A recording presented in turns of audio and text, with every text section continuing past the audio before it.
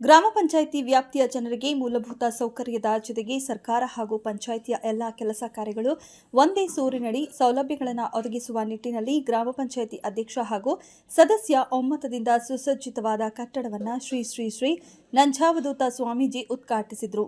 ಬೆಂಗಳೂರು ಹೊರವಲಯ ಉತ್ತರ ತಾಲೂಕಿನ ಹುಸ್ಕೂರು ಗ್ರಾಮದಲ್ಲಿ ವಿಶಾಲವಾದ ಪಂಚಾಯಿತಿ ಕಾರ್ಯಾಲಯ ಜೊತೆಗೆ ಅಂಚೆ ಕಚೇರಿ, ಸಂಜೀವಿನಿ ಕಚೇರಿ, ಕೃಷಿ ಪತ್ತಿನ ಸಹಕಾರ ಕಚೇರಿ, ಗ್ರಂಥಾಲಯ, ಸಭಾಂಗಣ ಸೇರಿದಂತೆ 10 ಕಚೇರಿಗಳು ಒಂದೇ ಕಡೆ ಇಂದು ಯಲಹಂಕ ಶಾಸಕ ಎಸ್ ವಿಶ್ವನಾಥ್ ಅಧ್ಯಕ್ಷತೆಯಲ್ಲಿ ಲೋಕಾರ್ಪಣೆ ನೆರವೇರಿಸಲಾಯಿತು.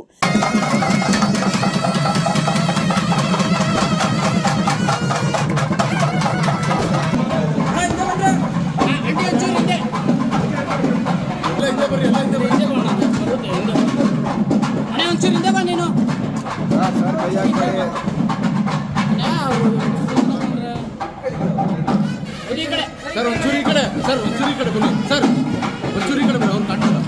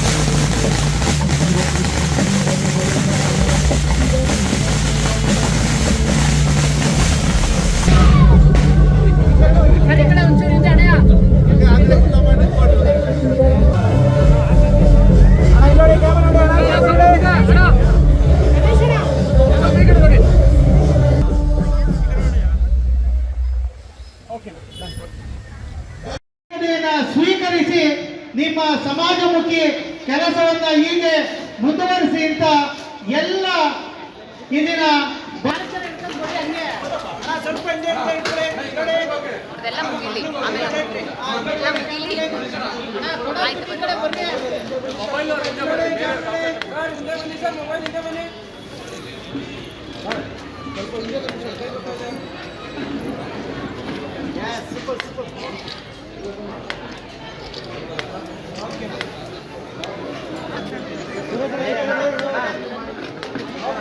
ಇನ್ನು ಈ ಎಲ್ಲ ಯೋಜನೆ ಹಾಗೂ ಅಭಿಲಾಷೆಯನ್ನ ಹುಸ್ಕೂರು ಪಂಚಾಯಿತಿ ಅಧ್ಯಕ್ಷ ರಮೇಶ್ ನೇತೃತ್ವದಲ್ಲಿ ನೆರವೇರಿದ್ದು ಪಂಚಾಯಿತಿಯ ಎಲ್ಲ ಸದಸ್ಯರು ಅಕ್ಕಪಕ್ಕದ ಗ್ರಾಮಸ್ಥರ ನೆರವು ಶ್ಲಾಘನೀಯವಾದದ್ದು.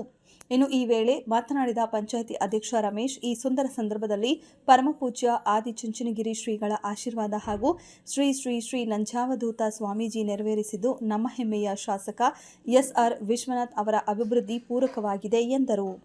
ಜನಗಳಿಗೆ ಅನುಕೂಲ ಆಗಲಿಲ್ಲ, ಒಂದೇ ಸೂರಿನಲ್ಲಿ 10 ಕಾರ್ಯಕ್ರಮಗಳು ಸಿಗೋವಂಥದ್ದು ಮಾಡಿದ್ದೀವಿ. ಮೊದಲೇನಾಗೋದು ಅಲ್ಲೆಲ್ಲ ಹೋಗಬೇಕಾಯಿತು, ಬಸ್ ಹಿಡಿಬೇಕಾಗಿತ್ತು, ಅವ್ರನ್ನ ಇದು ಮಾಡಬೇಕಾಯಿತು, ಅದು ಯಾವುದೂ ಇಲ್ಲ. ಎಲ್ಲೇ ಒಂದೇ ಸೂರಿನಡಲಿ ಒಂದು ಪಂಚಾಯತಿಗೆ ಬಂದರೆ ಪ್ರತಿಯೊಂದು ವಿಚಾರಗಳು ನಮ್ಮ ಬೇಸಿಕ್ ಏನೇನು ನಮ್ಮ ರೈತರಿಗಿರ್ಬೋದು, ಜನಗಳಿಗಿರ್ಬೋದು, ಅದೆಲ್ಲ ಒಂದೇ ಜಾಗದಲ್ಲಿ ಸಿಗೋ ರೀತಿ ಮಾಡಿದ್ದೀವಿ. ಅದೇ ರೀತಿ ಇವತ್ತು ಹುಸ್ಕೂರು ಗ್ರಾಮ ಪಂಚಾಯತಿಯಲ್ಲಿ ಹೈಟೆಕ್ ಕಟ್ಟಡ ಕಟ್ಟಿ ಪ್ರತಿಯೊಂದು ಆ ಕಟ್ಟಡದಲ್ಲಿ ಸಿಗೋಂಥ ವಿಶ್ವಾಸ ಮಾಡಿದ್ದೀವಿ. ಜೊತೆಗೆ ನಾಡಪ್ರಭು ಕೆಂಪೇಗೌಡರ ಒಂದು ಪ್ರತಿಮೆ ಕೂಡ ಮಾಡಿದ್ದೀವಿ. ಅದು ನಮ್ಮ ಒಂದು ಮರೆಯಲಾರದಂಥ ಒಂದು ದಿನ ಇವತ್ತು.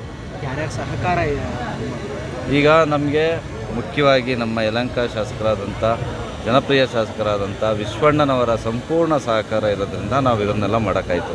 ಅದ್ರ ಜೊತೆಗೆ ನಮ್ಮ ಸದಸ್ಯರು ಏನಿರ್ಬೋದು, ಒಬ್ಬ ಅಧ್ಯಕ್ಷರು ಸದಸ್ಯರನ್ನ ಭೇದ ಭಾವ ಇಲ್ಲದೆ ಸಪೋರ್ಟ್ ಮಾಡ್ಯವ್ರೆ. ಅವ್ರ ಸಪೋರ್ಟ್ ಇಲ್ಲದಿದ್ದರೆ ನಾವು ಇವತ್ತು ಇಷ್ಟೊಂದು ಬಿಲ್ಡಿಂಗ್ ಮಾಡೋಕ್ಕಾಗ್ತಿಲ್ಲ. ಅವರ ಸಂಪೂರ್ಣ ಸಹಕಾರನೂ ನಮಗೆ ಸಿಕ್ಕಿರೋದ್ರಿಂದ, ಜೊತೆಗೆ ಸಂಪನ್ಮೂಲ ಕ್ರೋಢೀಕರಣ ಏನು ಮಾಡಬೇಕು, ಈ ಬಿಲ್ಡಿಂಗಿಗೆ ಏನೇನು ಆಗಬೇಕು ಅದನ್ನೆಲ್ಲ ಒಂದು ವ್ಯವಸ್ಥಿತವಾಗಿ ನಾವು ಎಲ್ಲೂ ಪೋಲಾಗದೇ ರೀತಿ ಇದನ್ನು ಮಾಡಿರೋದ್ರಿಂದ ಇವತ್ತೊಂದು ಒಳ್ಳೆಯ ಪಂಚಾಯತಿ ಕಟ್ಟೋಕ್ಕೆ ನಮಗೊಂದು ಖುಷಿ ಅಂತ ಅನ್ನಿಸ್ತಿದೆ.